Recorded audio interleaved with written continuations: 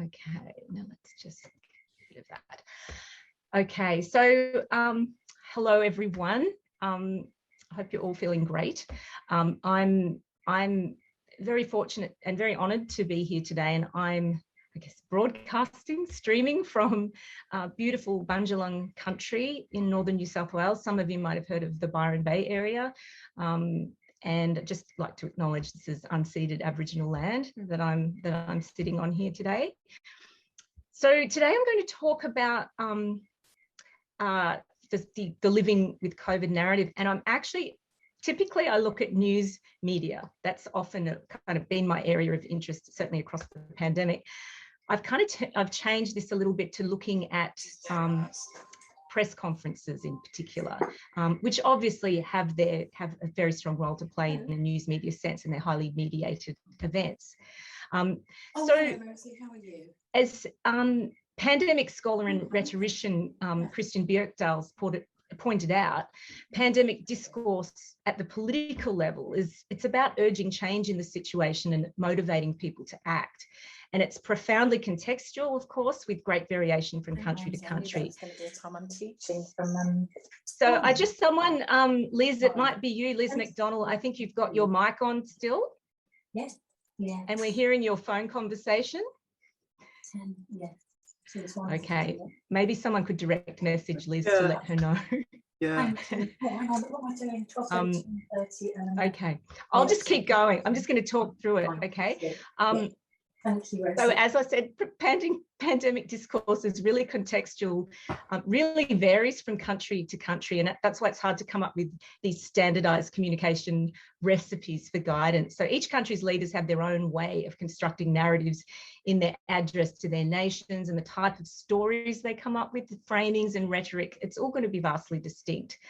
Press conferences are the ideal site for pandemic narratives to arise. So they've played a major role in COVID communication in Australia. And as Geoffrey Craig notes, media conferences, or what we call presses, are a highly performative part of the necessary play of politics. And these very strategic events give politicians more control over their interactions with journalists, with less space or time available for interrogation or that pesky in-depth questioning. And despite this sense of control, though, so spokespeople can choose who asks the questions, they can limit the time for follow-up questions. So we know that these events, they're not risk-free for politicians who may be challenged or directly criticised by attending journalists. So notably, the COVID government press conferences are performed by political elites, typically consisting of the Prime Minister, the Health Minister, the Chief Medical Officer, and attended to by often leading journalists from national news organisations.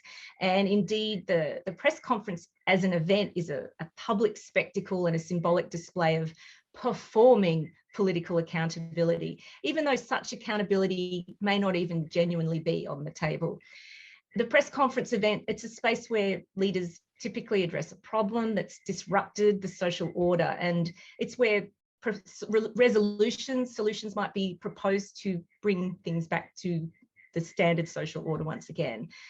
The COVID presses, like strategic narratives generally, are characterised by how they orient audiences to an imagined or anticipated future that the leader constructs for the audience. And the leaders use a range of persuasive techniques in the construction of these narratives, including references to history, the use of analogy, metaphor, symbols. Importantly, the journalists also can contribute to this process by offering questions that are laden with these tropes. For example, one journalist asks, like how Olympians, will Australia beat COVID? So that then leads the PM to frame his response using that metaphor of battle or competitive sport, very popular in Australia.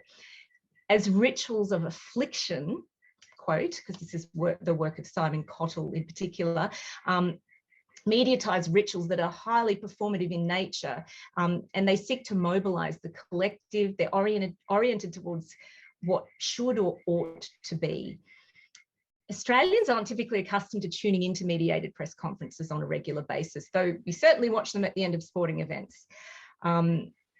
Now, the government press conference has been an interesting phenomenon during COVID because audiences are getting the whole picture rather than that compressed version of the conference that we're so used to that comes across in news stories via a few lines and ministerial quotes. I live in northern New South Wales, and certainly many of us in New South Wales became really accustomed to the 11 o'clock press conference that was broadcast online to such an extent that it was really disconcerting when the New South Wales Premier announced that they would no longer continue every day. So it was the breaking of what had become an important ritual for many in New South Wales. 2021 was a big year in COVID time. In Australia, this was the much anticipated year of availability and access to COVID vaccines that were being offered as an important source of protection against severe disease or long COVID. And I'm mindful many other countries around the world were less able to acquire these. So such protection through mass vaccination amongst our communities was, for many, the answer to freedom. Freedom from lockdowns, from mask wearing, border closures, restricted movements to restaurants, the arts and sporting events. And I'll also flag here that the discourse across these press conferences is indicative of a highly biomedicalised response. So hailing vaccine actants like AstraZeneca, like Pfizer, Moderna, as heroes to the rescue. So, and I'll note our Health Minister, Greg Hunt, refers to AZ as the workhorse vaccine in August. The strong reliance on vaccines as the sole public health measure to lead us out of COVID or into a life with COVID has been heavily criticised by public figures like members of the AusSage group who advocated masks, adequate ventilation in public buildings to address airborne transmission, as well as boosters and vaccines matched surveillance, rather than focusing primarily or solely on vaccines. So notably, there's actually only 2 media conferences from the dataset, the 2021 dataset, that refer to ventilation or filtration, and only 2 that actually refer to airborne transmission. So for this study, my wonderful colleague, Susan Grantham, who's out there somewhere, Susan and I selected 30 COVID-based federal press conferences across 2021 based on some of the key COVID events and announcements that year. And we sourced the press conference transcripts from the Prime Minister Media Centre and video versions which were accessed via ABC Online and YouTube.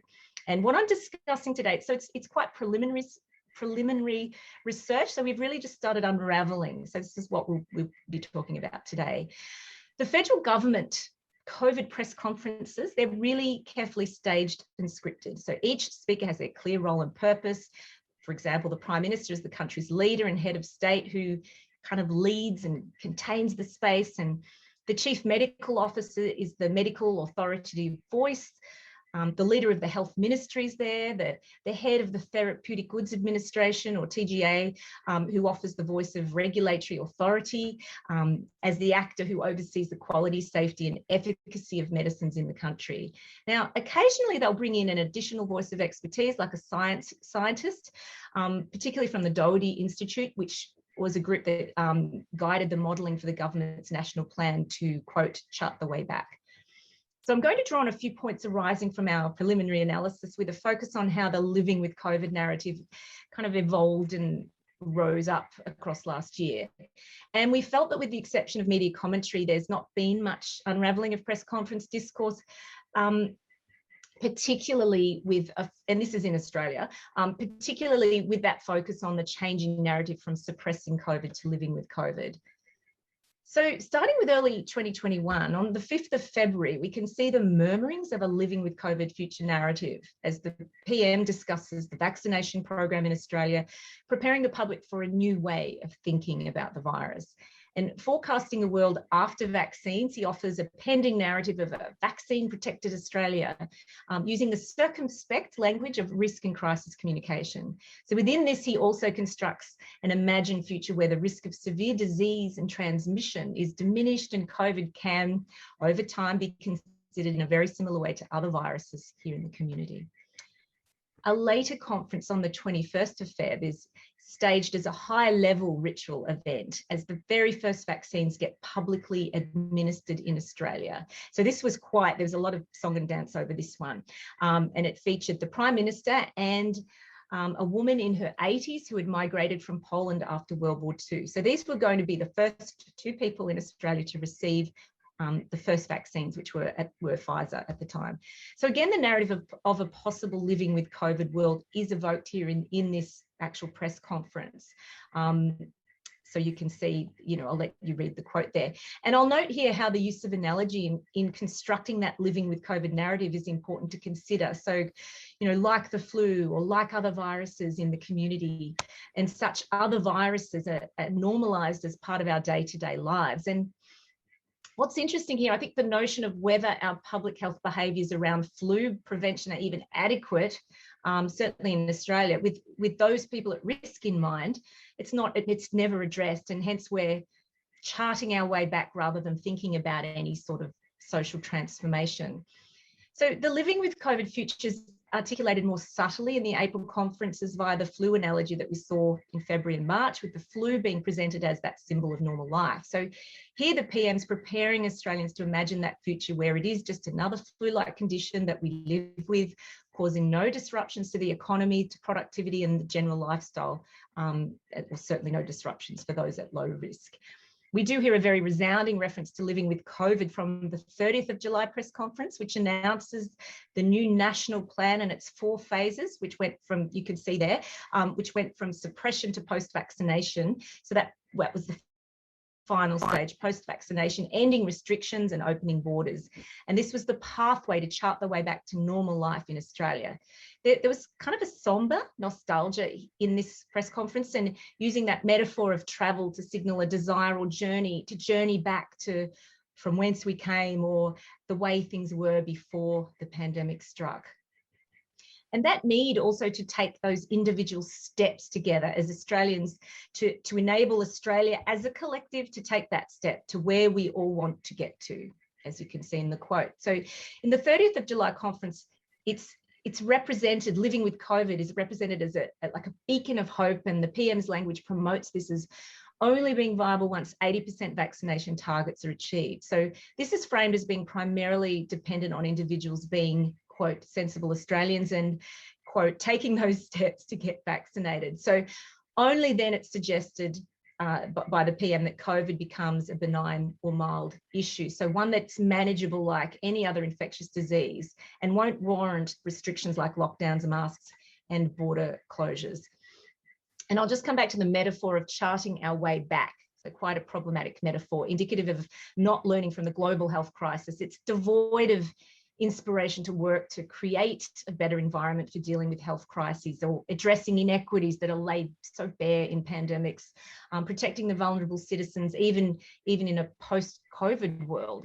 So in this sense, COVID's conveyed as more of an historical blip than a profound and catastrophic rupture, a position that's reflected in the political leaders' discourse, which doesn't advocate or evoke the need for any sort of transformational change.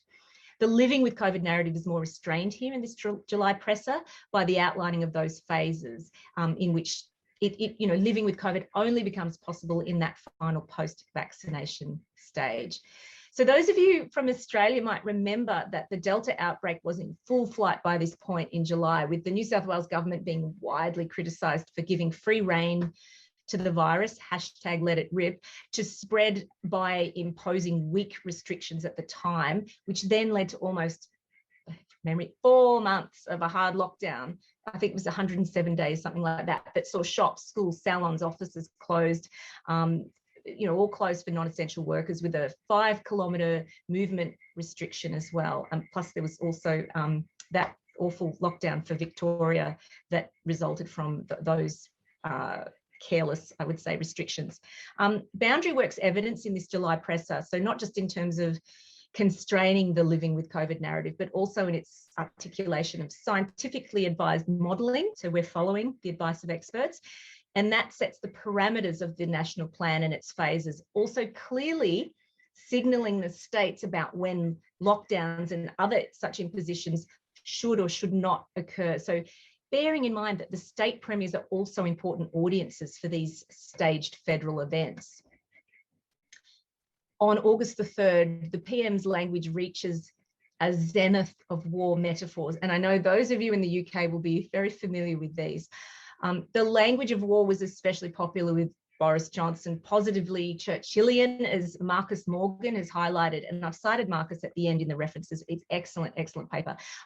Rather than just a battle that we address with tools, we're now truly on a metaphorical battlefield with the rest of the world in this press conference. Our tools have been blunted, the PM argues, by the Delta strain. So here we see Delta assigned this starring role in the August conference as a key actor, narrated as the arch enemy that's thwarted Australia's efforts in the COVID battle. And notably, this same assigning happens with the rise of the Omicron variant later on in December, though Omicron is consistently portrayed as far less insidious than Delta due to vaccination levels when it appeared, due to its perceived and misleadingly touted mildness, and a variant that Australia is prepared for. Rather than being at war with Omicron, it requires some intestinal fortitude in December as something we can, quote, stare down. So when Omicron arrived, the government discourse was both cautious, articulating the uncertainty about that variant, and indicative that there was a sense we were well prepared. It was even put forward by the PM that the virus, quote, may well step down, which conjures up an image of the virus stepping off the stage and bowing out of Australian life. So back to August and the war metaphors. So although battles referred to regarding COVID on 5 occasions across the year, this is the only time we hear the PM using such strong war language. And as Morgan points out in his article about the UK, the language of war is commonly invoked in making meaning of disease, including pandemics, and its use, you can sort of understand how it's being used as a potent symbolic resource. However, as Morgan notes, it's inappropriate. War metaphors help national governments to avoid transparency and the normal democratic accountabilities. And Morgan points out that wars, after all, involve secret operations.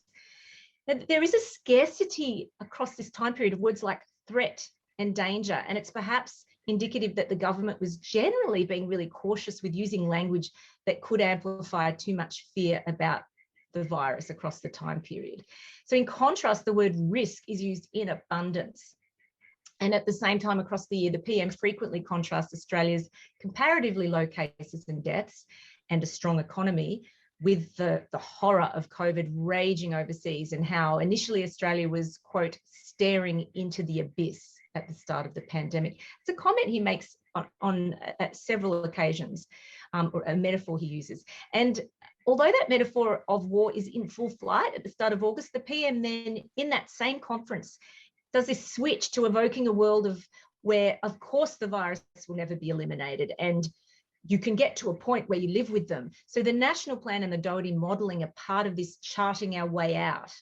But supporting the government plan and the scientific advice is the Australian way. So I'll get to that in a minute, the Australian way.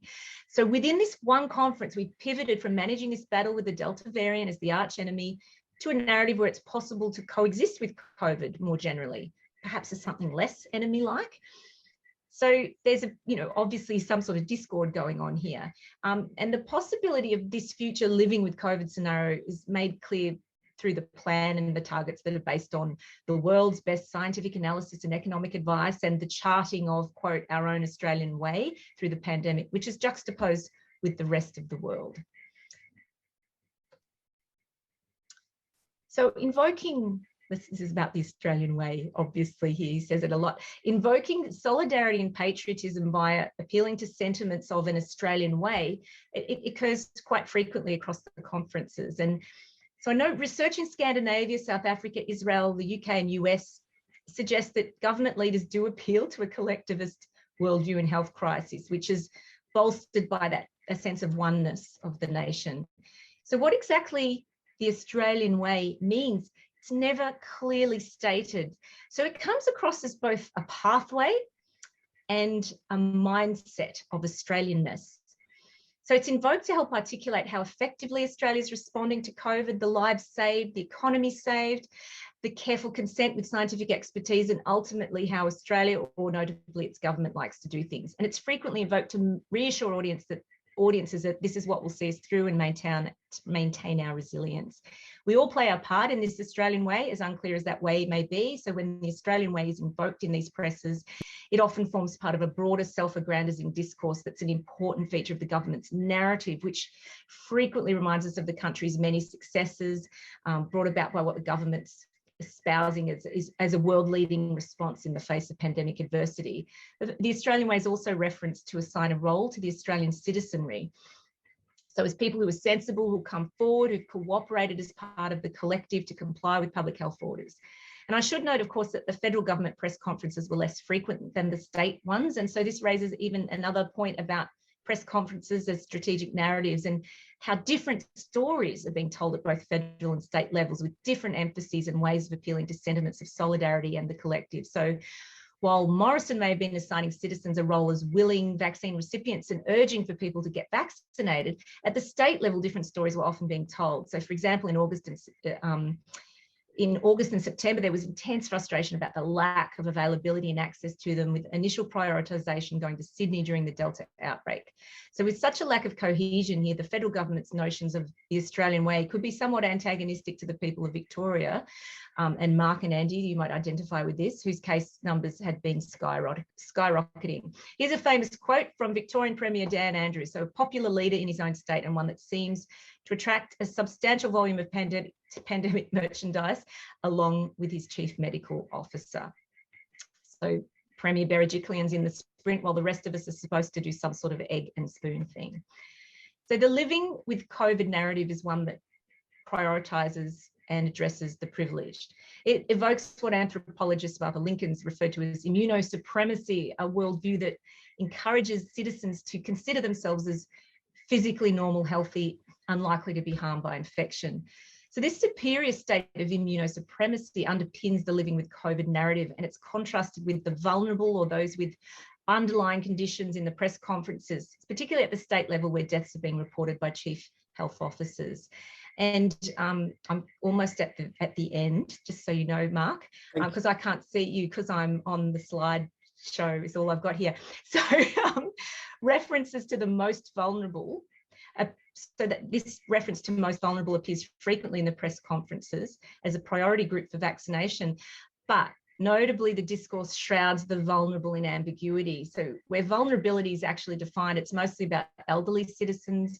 There's fleeting reference to people in disability care and occasionally Aboriginal and Torres Strait Islander communities. Rarely does the PM seem to imagine he's actually speaking to these groups, rather he's demonstrating how he's working to protect them. So following a year of reasonably effective suppression of COVID, the living with COVID narrative became more pronounced in 2021 with the arrival of vaccines. Press conferences were highly structured, performative spaces where federal political leaders worked to imagine charting our way back to pre-pandemic times, ultimately via vaccination, as well as summoning a spirit of vague Australianness and showcasing Australia's successes in contrast with elsewhere in the world, and the government's broader good work as paving our Australian way. Ultimately, it was an effective neoliberal narrative, one that ultimately worked to secure the support of most premiers and attempt to end the disruption to the economy, to schooling, to people going to work. The casualties of this narrative are, of course, those for whom opening up and ending mandated public health measures may have lethal consequences.